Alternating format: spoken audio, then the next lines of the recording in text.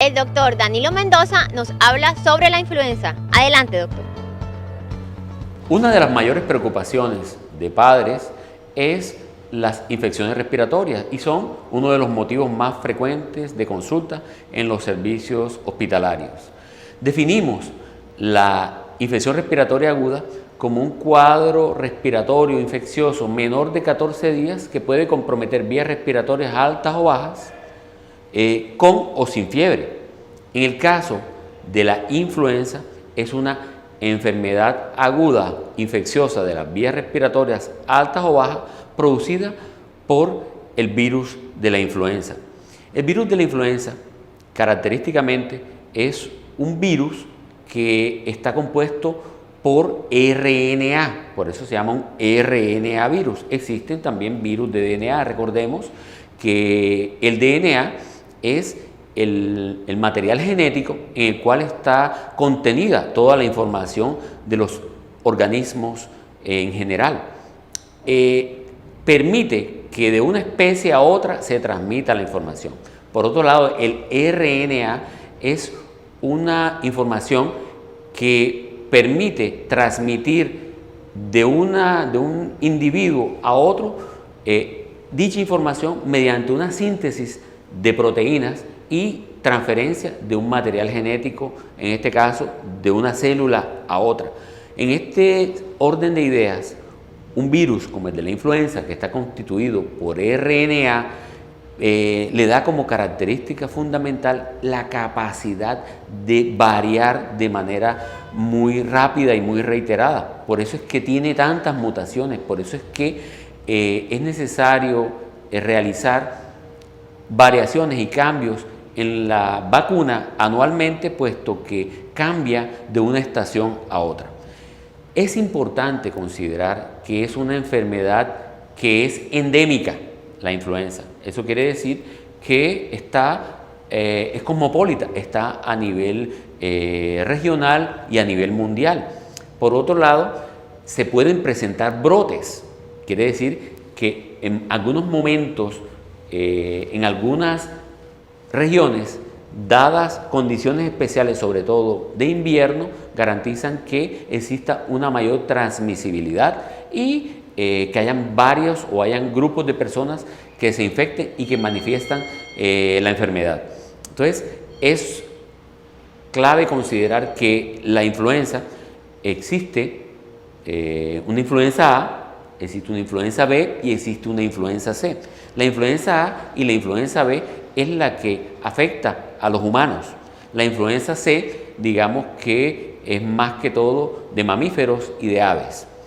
Es importante de igual manera entender cómo se transmite. Usualmente una persona pasa por un estado de asintomático y en esta condición el individuo puede recibir o estar infectado con una persona que le transmite mediante contacto directo por estornudo, tos, besos o fomites a través de las manos o elementos inertes que estén contaminados con secreciones ricas en virus, puede desarrollar en el término de 1 a 3 días, las manifestaciones inespecíficas de la enfermedad como malestar general, congestión, estornudos. Posteriormente presenta una fase clínica manifiesta en la cual presenta cefalea, malestar general, dolores musculares, puede presentar tos, dolor ocular y en algunos casos puede autolimitarse y el individuo permanecer en casa y mejorar. En algunos casos puede tener una mayor agresividad, unas mayores molestias y el paciente puede llegar incluso a presentar dificultad respiratoria y síntomas de complicaciones que pueden requerir que el individuo asista a los servicios de salud y pueda o no tener algunas complicaciones. Entonces, es importante de igual manera considerar que dependiendo el tipo de paciente, pueden ser más propensos a enfermarse o no. Usualmente los niños que son menores de 6 meses, los cuales no han sido amamantados exclusivamente con lactancia materna, son una población en riesgo. los niños que tienen enfermedades pulmonares, que tengan enfermedades cardíacas, enfermedades neurológicas, enfermedades hematológicas, son más propensos a la enfermedad.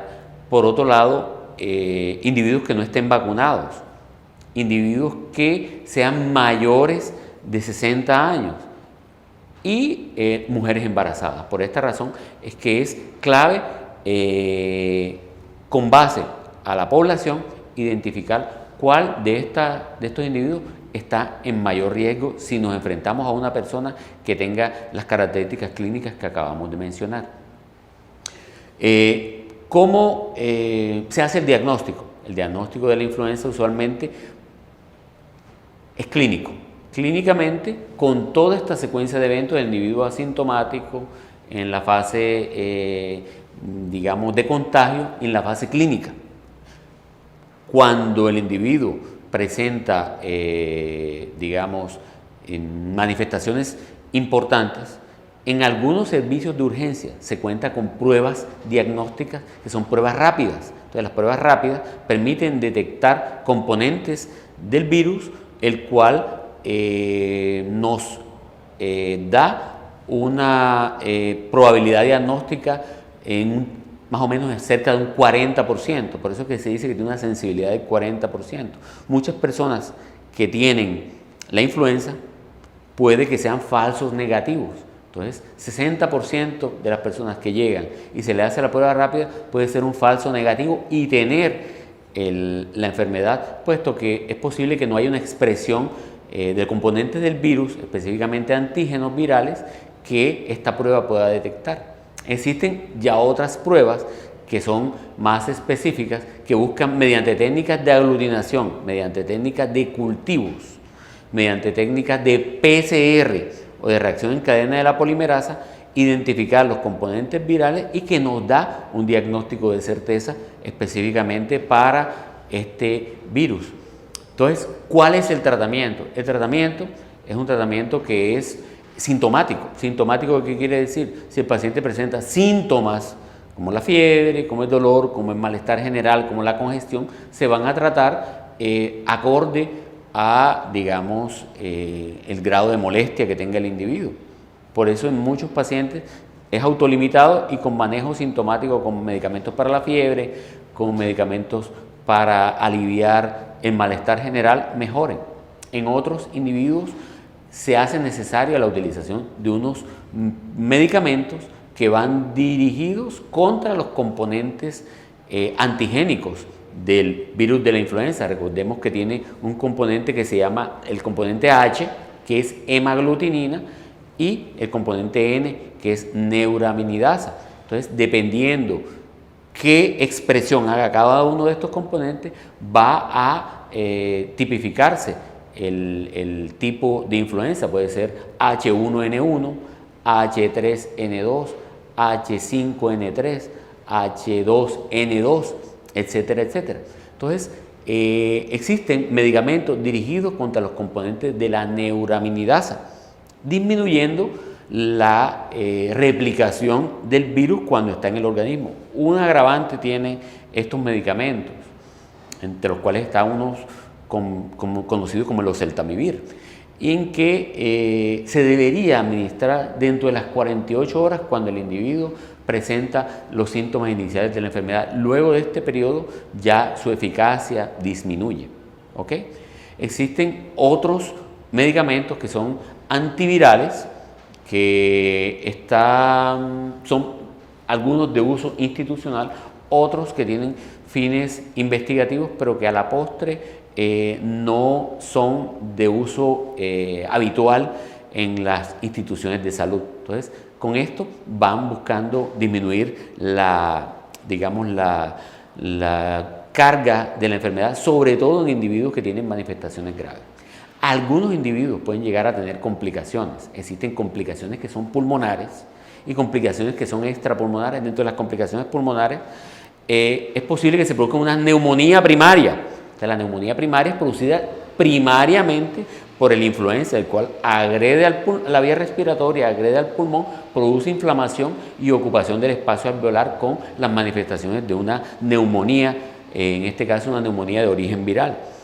Existe una neumonía secundaria y es luego de esta agresión que produce el virus a nivel de la vía respiratoria y del alvéolo, se producen unas sustancias como la fibronectina que es apetecida por unas bacterias como el neumococo, como el estafilococo y como el Haemophilus influenza, entre otros, produciendo una coinfección a esta infección por estos gérmenes.